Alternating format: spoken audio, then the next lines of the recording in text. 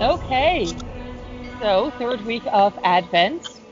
Welcome back, everyone, to the Take Three Theological Variety Hour. I'm Christine. I'm here with Erica and Seth. Woo! And since Hey.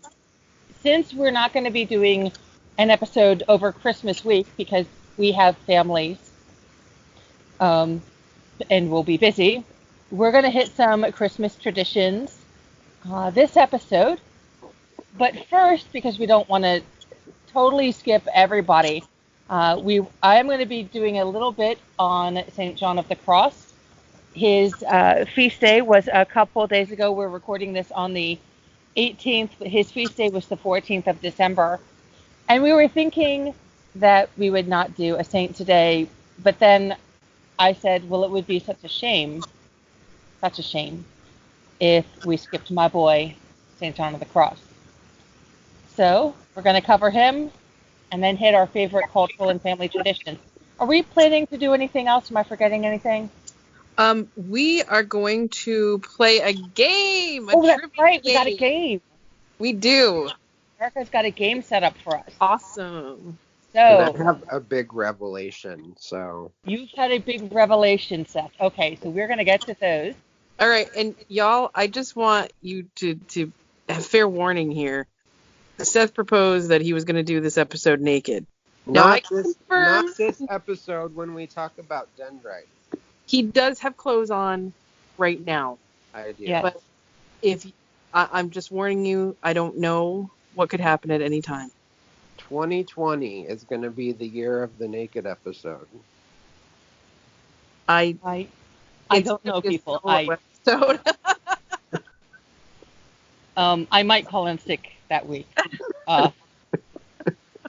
Okay. Man, I just also came from my office Christmas party, and we get to this part of the conversation, and I'm thinking I did not have enough Moscow Mules to handle this part of the conversation. So let me get some water, and we'll start off with St. John of the Cross, because apparently we need him. Poor St. John. This is tough to follow up from. Yeah. All right. So St. John of the Cross, really awesome. I've been a big fan since at least early college.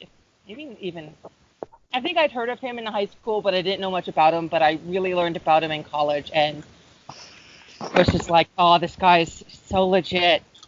Okay, so St. John of the Cross, born 1542 in Fontiveros, Avila, Spain, and died December 14, 1591 in Ubeda, Jaén, Spain. I might not have pronounced that right.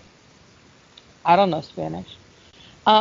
Anyway, he is the patron of contemplative life, contemplatives, mystical theology, mystics, and Spanish poets.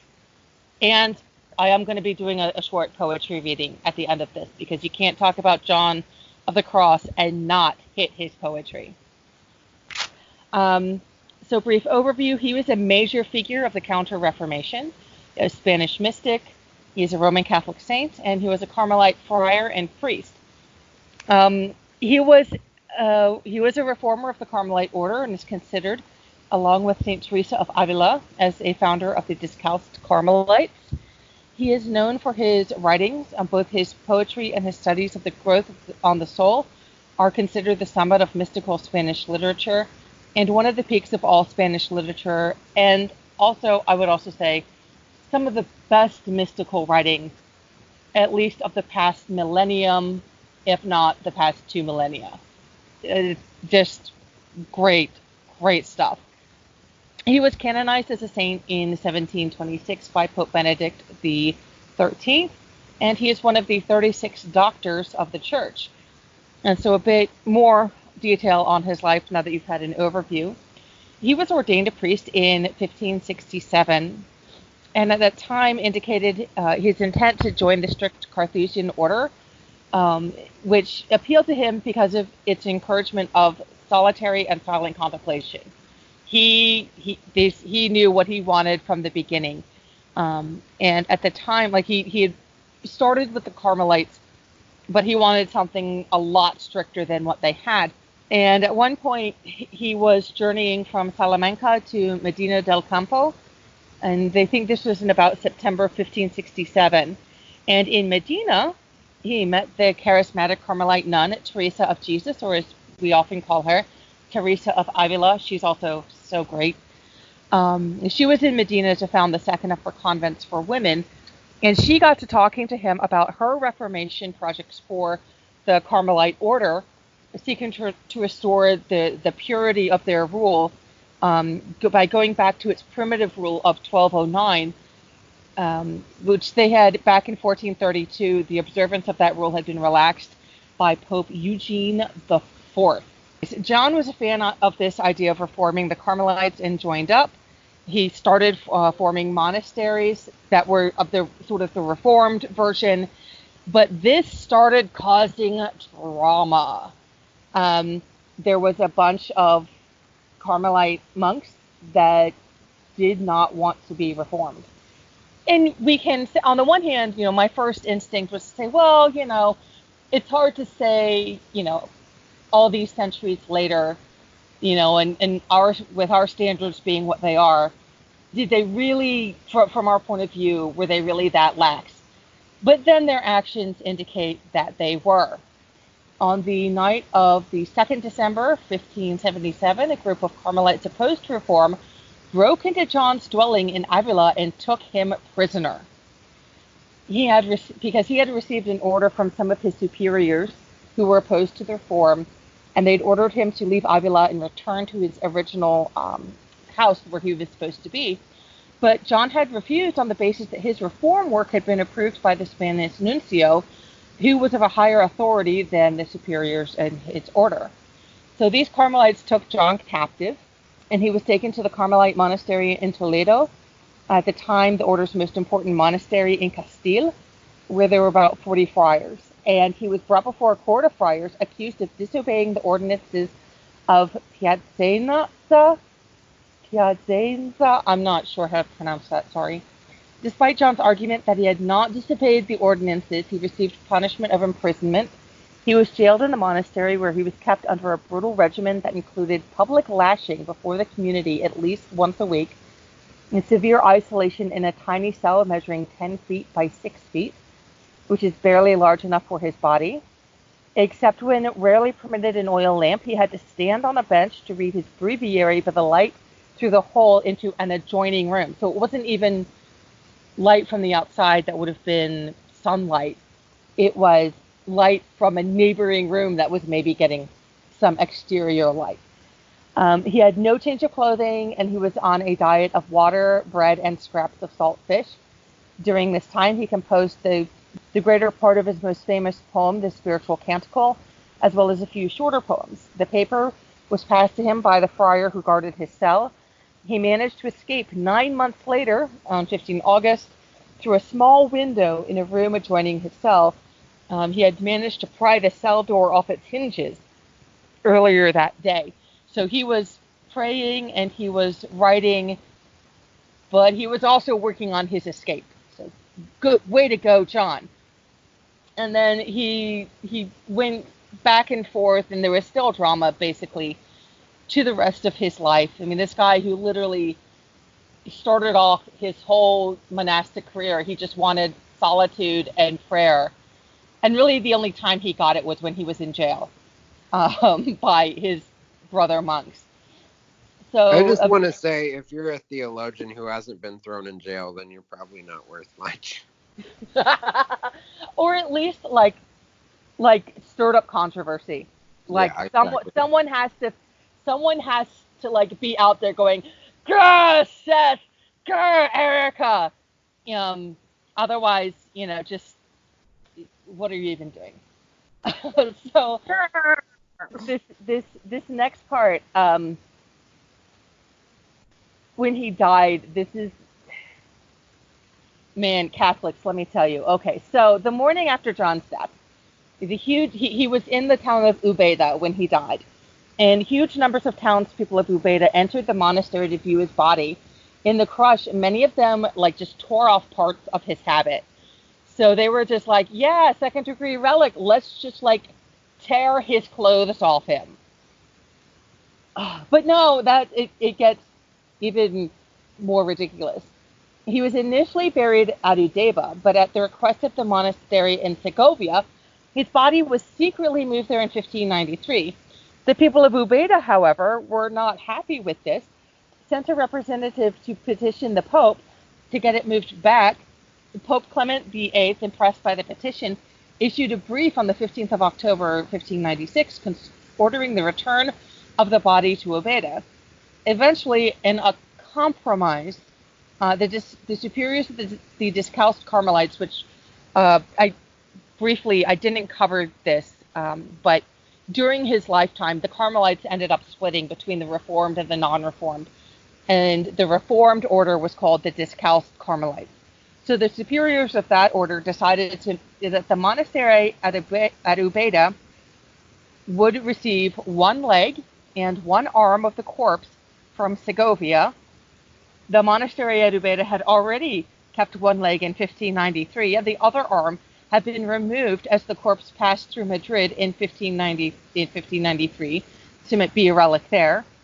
A hand and a leg remain visible in a reliquary at the oratory of San Juan de la Cruz in Ubeda, a monastery built in 1627. Then the head and torso was retained by the monastery at Segovia. There they were venerated until 1647, when, on orders from Rome designed to prevent the veneration of remains without official approval, the remains were buried in the ground. In the 1930s, they were disinterred and now sit in a side chapel in a marble case above a special altar built in that decade. And that is the drama-filled life of St. John of the Cross and his drama-filled afterlife, because they like, really, guys, like, I love relics, and I love that part of Catholicism where we just totally embrace the kind of what other people might, well, even what I consider the more morbid aspects of reality. But for real, like, that was just... I love relics too, and I just want to let all of our listeners know that people still fight over relics quite a bit. So just recently, the Diocese of New York and the Diocese of Peoria were in a fight over Fulton Sheen's body. So this is stuff that still happens. And it's ridiculous. I did not know that. They went to court over it and everything, and Peoria finally got it. So, whoa. Like I understand that there's a connection between the saint and the saint's body, and that it is considered a possible or probable channel of grace, and at the very least a reminder of that person. But for crying out loud, people, like, just perspective, have some perspective. Keep your priorities straight. It's more important to follow the example of the saint than to have possession of his corpse, or even worse, cut up his corpse. And I'm saying this as someone whose family has bone chips of St. Elizabeth Ann Seton. What possesses a person to go, well, all these towns want to be the burial place of this guy, so let's just chop him up and send him around. Like, I'm going to coin a term. There's actually a Can we call them specific religious order. What's that? Can we call them relic zombies? There's a specific religious order that is tasked with splitting up the bone chips of Beati to distribute to the faithful. Okay, that's cool. So I imagine then that they do it with trained reverence and a good approach. I'm sure their bone splitter is blessed. Yes. Gosh, I'm trying to process this. And so the other question I have. Oh my God, you just gave me my next Halloween costume, seriously. I am going to be the Holy Bone Splitter. And carrying around this huge axe. Okay, I'm sorry. Christine, go ahead. So I it just for so long we had this Catholic teaching on you're not like cremation is bad. You're not the body's supposed to be buried and stay buried because it's supposed to be exhuming the body, and doing anything with it has been considered what kind of sacrilegious. Like it's a problem. And I know recently one of the recent popes kind of like eased off on the whole prohibition of cremation, but I don't know how you square the old traditional, at least the old traditional beliefs of no cremation, nothing like that. But then, but if you had an especially holy rank, your body doesn't get those protections. We're just gonna exhume it and chop it up and send it around. Like, I don't know how that matches up. Anyway, moving on. I wanted, because so a lot of the saints we've been covering didn't leave a lot of writings behind, or if they did, they didn't. They were big theological tomes. But because John of the Cross had poetry, I decided I've got an English translation of his poem, "The Dark Night," which is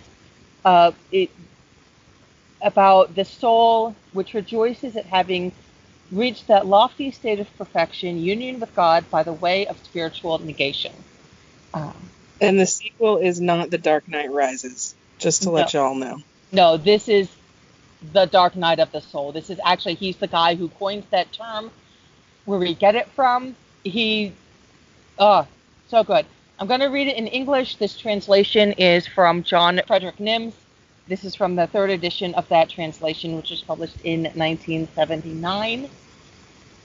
So, The Dark Night. Once, in the dark of night, when love burned bright with yearning, I arose, O windfall of delight. And how I left, none knows, dead's the world my house in deep repose. In the dark, where all goes right, thanks to a secret ladder, other close. O windfall of delight. In the dark, enwrapped in those, dead's the world my house in deep repose. There in the lucky dark, none to observe me, darkness far and wide, no sign for me to mark, no other light, no guide, except for my heart, the fire inside, that led me on, true as the very noon is, truer too, to where I waited one I knew, how well I knew, in a place where no one was in view. O dark of night, my guide, night dearer than anything all your dawns discover, O night drawing side to side, the loved and lover, she that the lover loves, lost in the lover. Upon my flowering breast, kept for his pleasure garden, his alone, the lover was sunk in rest.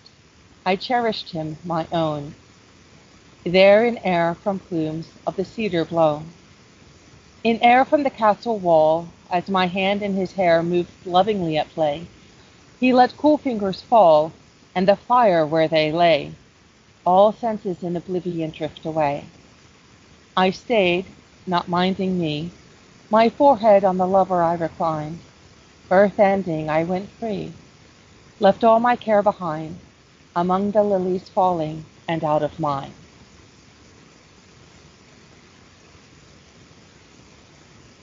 And as the listeners may have guessed, he's very much inspired by the Song of Songs. His spiritual canticle is basically a lot of times considered as sort of a translation of the Song of Songs into the Spanish vernacular, since that was not common at the time.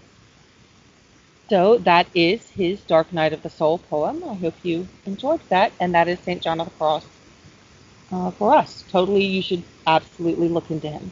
Agreed. And he's also like one of those great saints who, like, He says, you know what? Yeah, we've got all this symbolism of light and darkness and good and evil, but you know what? Let's let's let's go after the goodness of darkness. Like he just embraces it.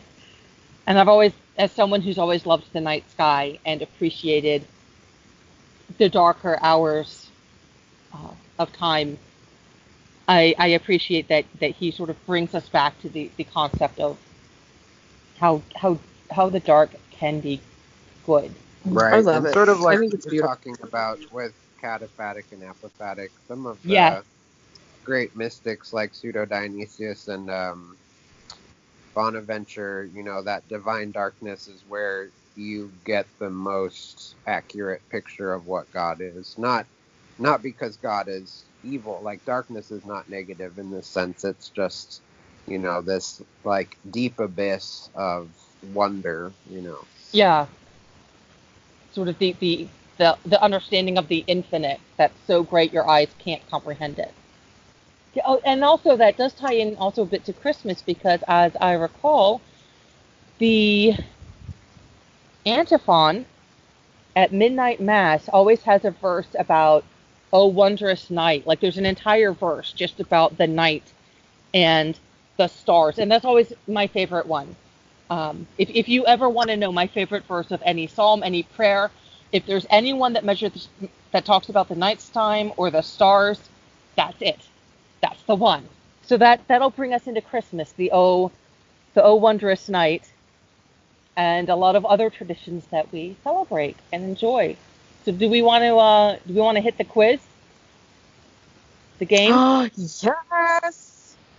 the Yes. pop quiz. Wait, when are we doing Seth's revelation? Because I'm kind of like, this is, does that have to be at the end? Let's do the quiz first. Okay. Let's All go, right, Erica. Give me a minute. Give me a minute. Syllabus. Okay. The rules. If you know it, stop making faces, Seth. If you know the answer, Listen. you have to make an obnoxious noise and raise your hand. Oh, I can do that. I will pick which one of you got it first, and we're going to try and go from easiest questions to hard questions. Whoever wins the most points, I will send something to. Whoever loses, I will send something to. Okay? So All right. what's my incentive for trying? You're love going to you. get sent something too. Oh. That's it. That's all. All right. Okay. Are you ready?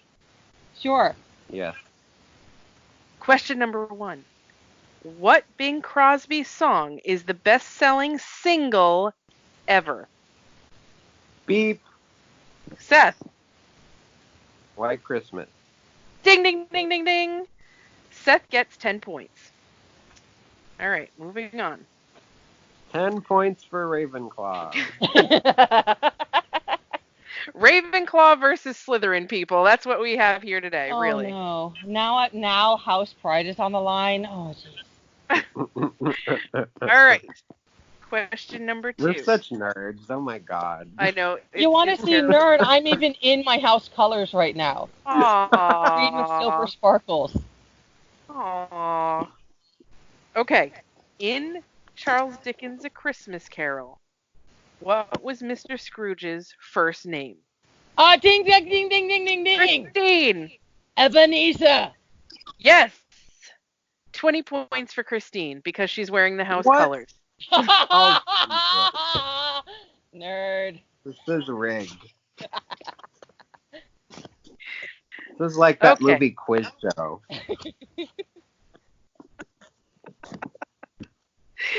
Take off your jacket. I'll throw in 10 points. Okay. Oh wow, getting scandalous. All right. Next Naked question. episode. There he goes.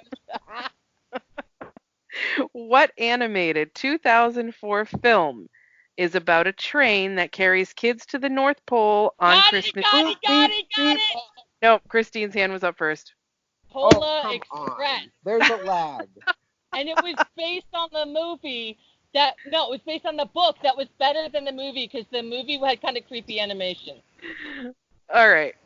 Christine gets 5 points. You lost points because you said it was creepy. Fair.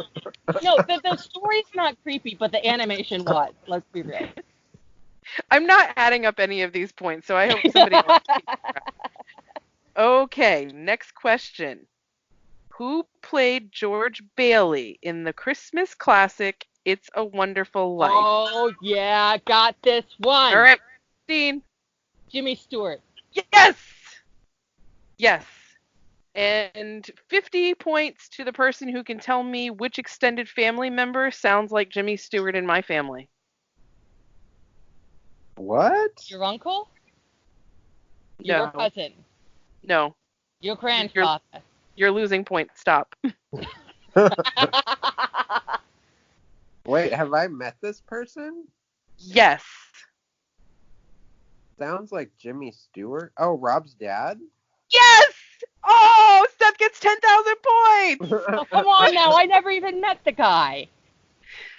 Oh, that's true. You didn't go to the wedding. Okay. All right. Wait, Well, was I'll it- give Because, mind you, listeners, I didn't go to, I was invited, I was going to go, but I ended up in the hospital suddenly with stage 4 cancer. and she was one of my bridesmaids, so we were really sad about that. I It was was a- sad. All right, we are going into the challenge round. Seth is currently at 10,010 points. Christine is at 35 points I minus thought 2 you weren't plus 10. counting. Okay. This Yeah, next whatever, Pickled Dumbledore. women. this next question is worth another 10,000 points. Okay.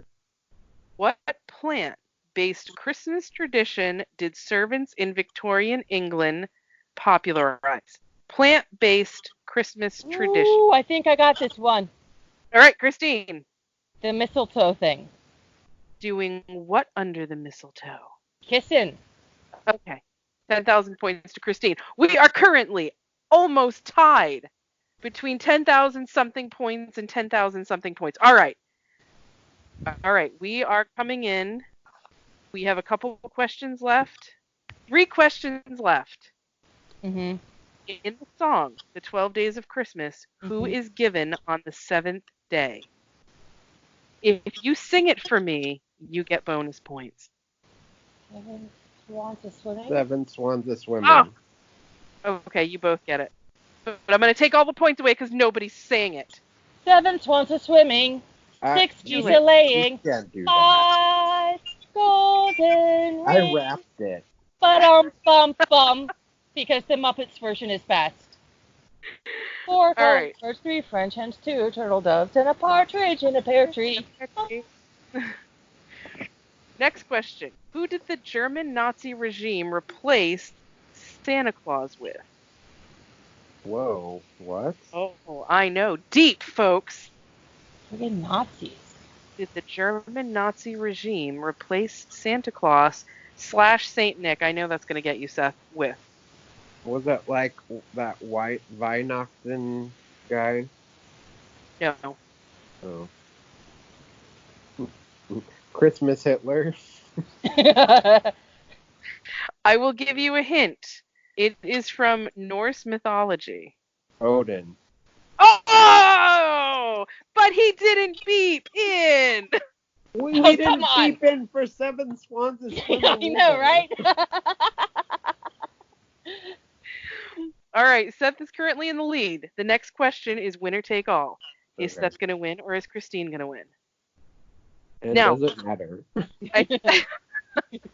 I think they have both taken French, so we'll see how this goes. Oh, The God. French word Noël is often used around Christmas, but what was its original meaning in Latin? I don't even think this is accurate, honestly. I don't even think it's Latin because if it ends in I L, don't- wouldn't yeah, it I like don't- be Hebrew? Hold on, I'm going to have to look at this up.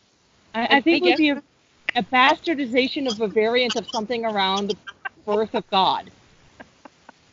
Yes. like ne from the Latin, and then L because that's God. That's Oh, what okay. it is. It's from Nacy, to be born. But I don't Oh, know how they've come up with Noel for that. That was terrible. All right, folks. Well, Listen, each some of them French are getting guys who something studied Hebrew got drunk one night and and decided just that this slurred it together. that's what I think it was too. Yeah, too much wine. All right. So everybody did really well. Everybody's getting something. And Yay! I do owe you a box. I've got a box I'm slowly putting together. It will come to you one day.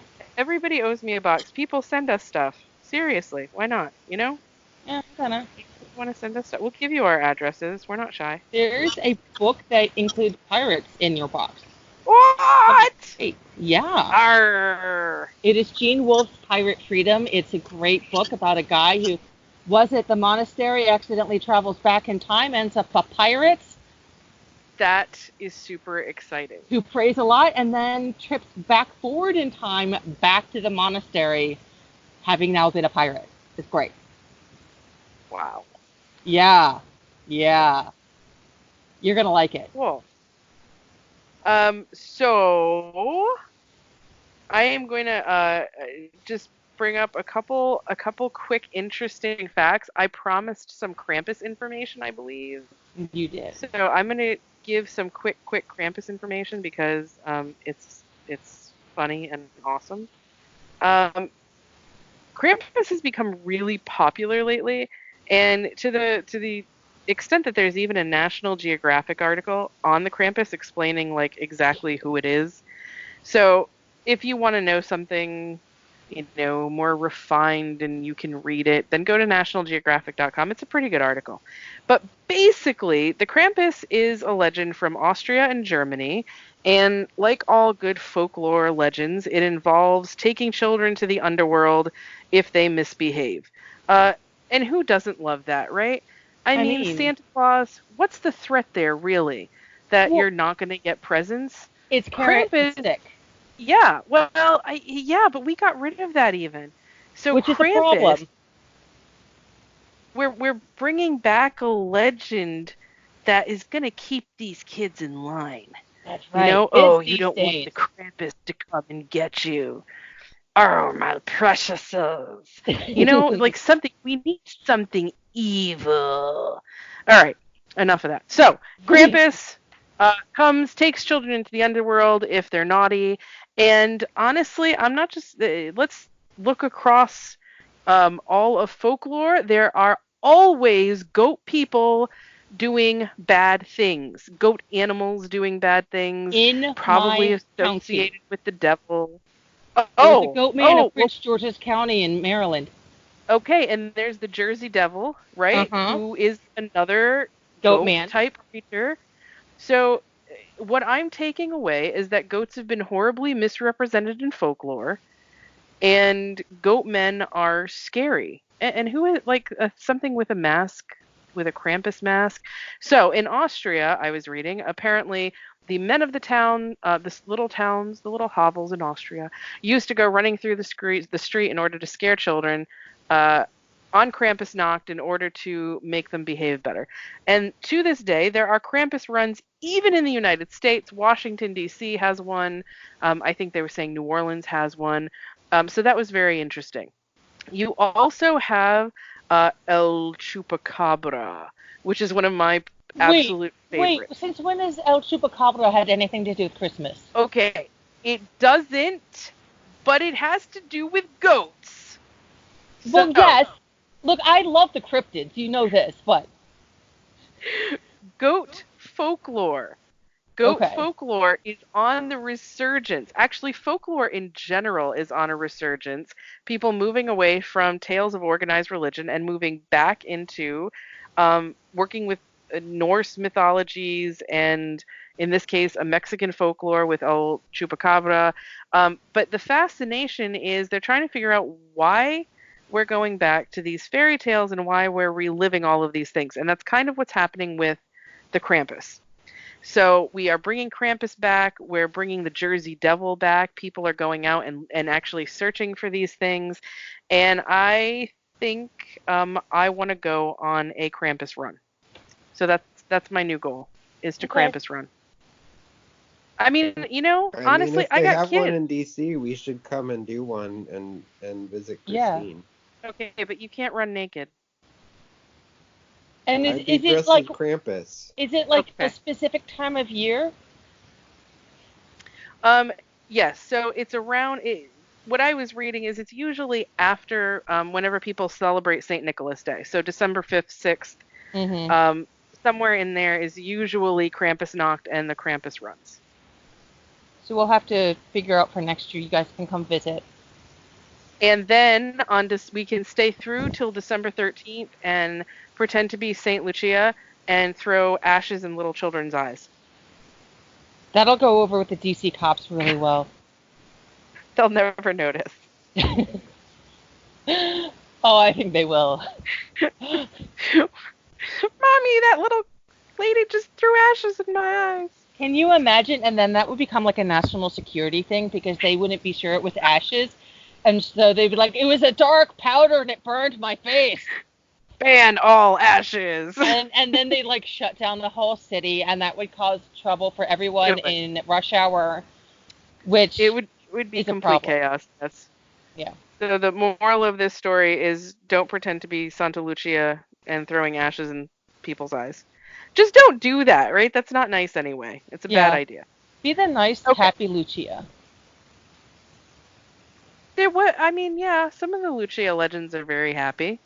I think she was happy before they tore her apart and executed her. Okay. We'll go with St. Lucie traditions. That's fine. Yeah. Okay. And so Krampus is interesting. There is a Krampus movie. I have not seen it, so I can't vouch for it or not. You but it's haven't seen it? No. Have you, Seth? I watched it last night. Oh, you were getting ready for the episode, doing some research. I was, yeah.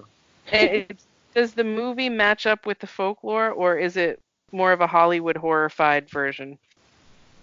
It does match up a bit. It's definitely a little muddled, but it's a good time. It's a good like Christmas horror movie, of which there aren't that many. So. Oh, we did not tackle whether Die Hard is a Christmas movie or not. Oh God. Because it is. Oh, so man. There's no even question. I'm not listening to you. It has the greatest Christmas line in all of history. Well, after the Bible, of course. But now I have a machine gun. Ho, ho, ho. You can't beat that. That's great. That just needs to be my Christmas card every year, except I live in the state of Maryland. I'm not allowed to have a machine gun, which is why I need to move to Virginia. So that then I can have a machine gun and I can make that my Christmas card. Okay, just now... to recap, listeners, Christine just said the greatest Christmas line after the Bible is from Die Hard. Yes. Okay. All right. Fine. Cool. Okay. I have nothing to say to that. I mean, some of my favorite Christmas lines are probably still National Lampoon's Christmas Vacation. See? We're in Christmas traditions. That's one of my families. We have to watch that. It's required to watch that every single year. Okay, I haven't seen that movie, and I noticed some of your hashtags. Are you serious? They're from that. Wait, you have Okay. Neither have I. What? Holy... What?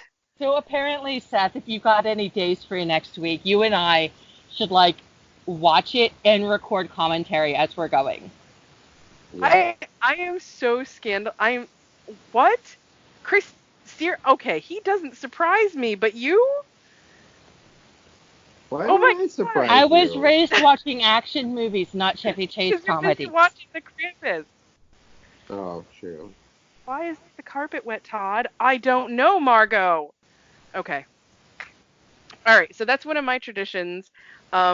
We said we were going to talk to you guys about our family traditions. I think the next tradition that's I have maybe 3 more. The next one that's big on my list was we always went to La Salette Shrine, which we will talk about Our Lady of La Salette. But you are so weird. In New England, where I grew up, there is a huge shrine to Our Lady of La Salette, and every year they put up hundreds of thousands of Christmas lights, and you can walk through different scenes of Jesus's birth, and it's actually amazing. And what I remember most is that both sets of grandparents were always there, and we used to go down into this little cafeteria after we were done with the light, and we would eat French Canadian meat pies, because I'm partially French Canadian. And we would have what my siblings and I used to call the nuclear hot chocolate, because I don't care if you stood out in negative 32 degrees, those nuns had this hot chocolate about the temperature of the sun. And so really, I don't think we ever drank it until we were probably almost the way home. That was, yeah, so really, really good memory for there. And of course, being a very Catholic family, it revolved around going there. We also used to go to a place called Edaville Railroad. So those of you who live in the Northeast, I'm sure have heard of it. Takes you around the cranberry bogs on a steam engine, and to look at the Christmas lights, petting zoo, and all of that. That was a lot of fun. But I would say probably some of my most memorable Christmases were I grew up in a place called Fall River, Massachusetts, and we have a big shrine there to St. Anne. So we were St. Anne's Parish, St. Anne's Shrine, and I went to St. Anne's School. And in the bottom, we have of the actual shrine itself, it's called the lower church. We have a grotto and a shrine that is dedicated to St. Anne. We have one to St. Jude, St. Concordia, and they used to take us down there to prepare for the Christmas pageant. And I think one of the most memorable things is, it was a Catholic school, so we didn't have a whole lot of money. So the nuns used to take us on a journey to Bethlehem. And when you're little and you have nuns that tell you that you're going to go on a journey to Bethlehem, 4 or 5 years old, this is really super exciting. So they used to lead us through the church, and they would lead us to staircases and whatnot that we haven't been with. And they had it decorated with palm trees. And basically we were acting like the Magi on our way, or whomever was going to see the birth of Christ. And it was really, really special to us. So that was a lot of fun, and probably something I'll never forget, leading up to our big Christmas pageant, in which I never got to be the littlest angel. Short as I am, it's really, really sad, but I'll get over it at some point. So what role did So those are my questions. What about you guys? Okay, so I have to tell, it is part of my mission in life to tell every tired set of parents about the following tradition, because you may find it of use. And this is something that my parents actually started, and all of their children are now grown adults, and poor mom, we still insist that she do this. So, bit of background, my parents sang in our church choir growing up, and the church choir would sing midnight mass and not on Christmas Eve, but there would be a concert on Christmas Eve starting at 11:30 p.m. Midnight mass began at midnight the morning of Christmas Day. Then they would come home, catch some sleep, then have to go to 10:30 mass to sing again, because our church choir sang both masses. So on Christmas Day, my parents were tired, and they didn't have the energy to deal with children very excited about Christmas morning. So they did what they did, and I still remember the first time they did this. My dad also being a published science fiction author. They mixed Christmas and science fiction and came up with the concept of Christmas force field. Christmas force field was a barrier in the very first house I remember living in. It was at the top of the stairs, down to the living room. And then when we moved houses, There were two entryways into the living room where the tree was, so it was across both entryways. And it was a barrier across, whatever access to the tree. And it could not, we were told that Santa had put it up, that it wouldn't allow children to pass through. Pets could pass through fine, but if a child tried to pass through, they would get zapped. That we could have access to our Christmas stockings before Christmas Day Mass, but no one would be able to get through Christmas Forcefield until everyone who was coming to Christmas had gotten to the house after having been to church. It was very important that you go to church first. So I remember the very first time I must have been in kindergarten, and my big brother in second grade, and it was, that ribbon that when you run scissors across it, it gets all curly? So my mother had basically taped a bunch of that across the stairs as a barrier. And we were like, what is going? I just remember being totally bewildered at what was going on, but it was clearly something deliberate that my parents, I didn't even know it was my parents at the time. I was told it was Santa. But we did not go beyond it, and we never did. And every year, Christmas Forcefield was made out of something different, whether it was Christmas lights or saran wrap or foil or different kinds of wrapping paper. And once I grew up, and there were a couple of times where I would actually do little watercolors on newsprint, and they would be part of Christmas Forcefield. And the entire idea was to focus the children on, you can have your stockings, but you're not going to be, getting all into underneath the tree until everyone has had their coffee, everyone that needs to go to church has been to church and come back, maybe people have had a bit of breakfast, and you've taken a deep breath and calmed yourself down. And as I said, I am 39 and a half years old. My elder brother is 41, soon to be 42. My younger brother he's 9 years younger than me, so he's 30, going on 31. And my mother still puts up Christmas Forcefield, and she rolls her eyes every year. But we tell her, Ma, it's not Christmas if there's no Christmas Forcefield. So if you have it set up in your house or your apartment where you can put up a barrier. Oh, and that was the other thing. In order to take the barrier down, you couldn't just attack it with your hands. You had to use either a toy lightsaber, a replica sword, or when we were into fencing, any of the fencing blades. You don't tear down Santa's Forcefield with your bare hands. You have to use the proper implements.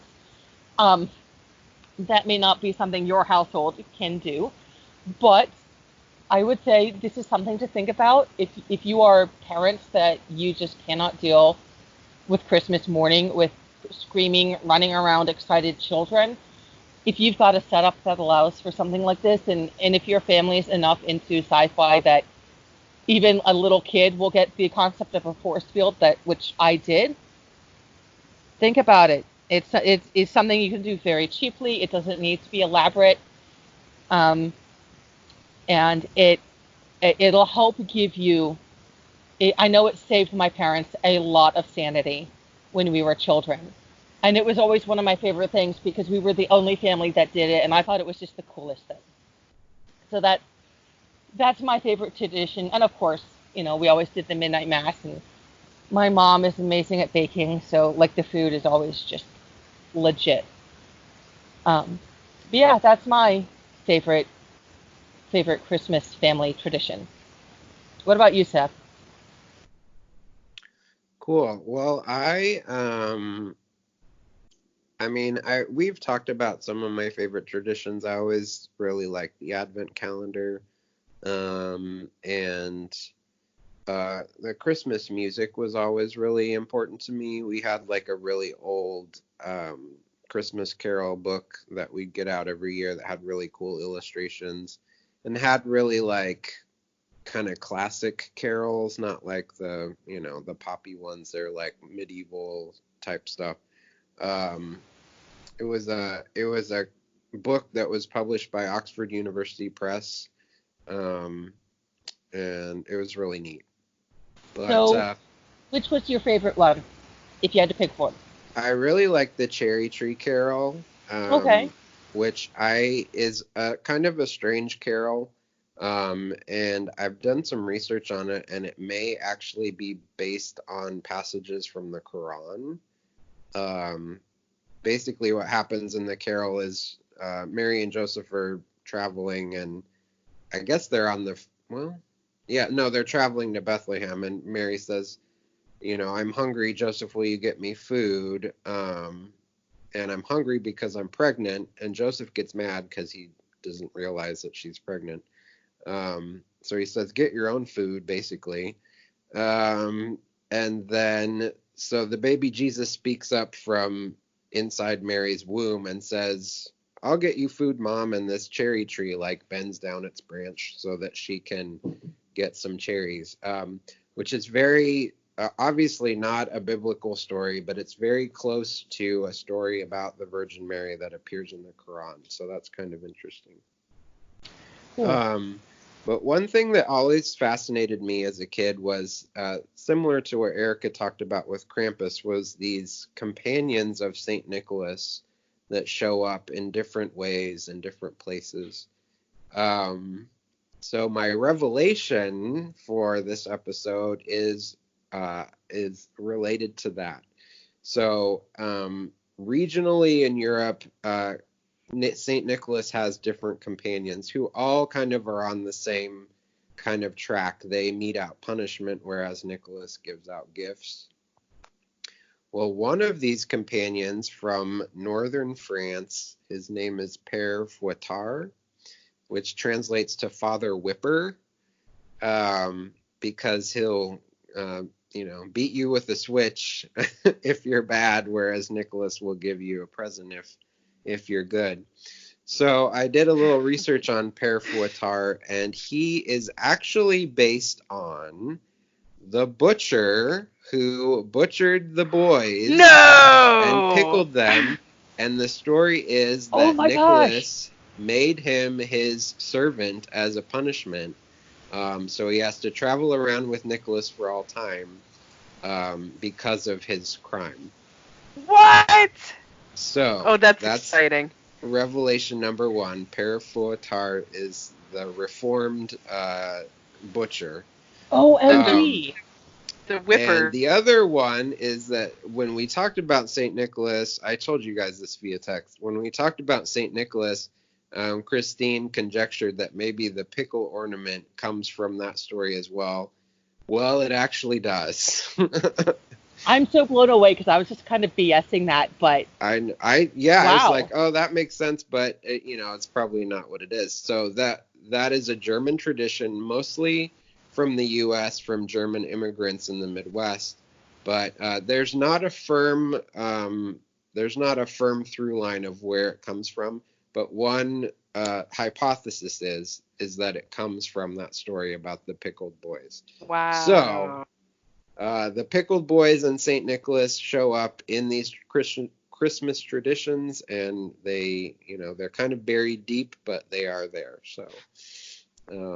So Merry Christmas, Pickled Boys. That's awesome. Wow. Oh my gosh. All right, y'all. Well, I hope you enjoyed our Christmas episode. I know it was a little zany, but that's us. That's the three of us. Nobody was naked, so congratulations to Seth for pulling that one off. And Just wait, new year, new me. Oh God, help us. And Christine is upright, so not too many Moscow mules. And I did not give you anything rated R. So I know. Look at us. Congrats to me. Oh my gosh, it must be Advent. All right. So I think, as I said at the beginning, we are not going to be recording an episode during Christmas week. We're just going to spend time with our families, and of course in church. And we will, however, be back with the new year. So from all of us to all of you. Have the rest of Advent be quite blessed. Have a blessed and Merry Christmas, or Happy Christmas if you're in one of those imperial countries that says it that way. Happy Christmas, Harry. Happy Christmas, Ron. And yeah, so have a good Christmas. Take some time. And just as a reminder, I do want to say one small thing that a lot of times you'll see around in the secular world, especially, but you also get this a lot in the church. Oh, Christmas is a time for family. And they're not incorrect, but that does not mean that if you do not have a family, that Christmas is not for you. Christmas is actually primarily about the birth of our Lord and Savior, Jesus Christ, who came to save all of us, including you, including me, from our sins. So if you're stuck in a hotel room somewhere on a business trip, or if you're separated from your family for whatever reasons, Christmas is also for you, and it may be more for you even than those of us who do have families to spend the time with, in some ways. So I know this can be a hard time of year for some people. Just try to take some comfort in the fact that the light of the world came into the world in the darkest time of the world. And if he could do that then, there's no reason he can't do that for you now. So everyone, no matter where you find yourself, no matter how you find yourself, Jesus was born for you, and just try to keep that in mind this Christmas season. And either of you have any final words? And God bless Merry us, Christmas. everyone. Watch out for Father Whipper. Right, okay. All right. And on that note, goodbye.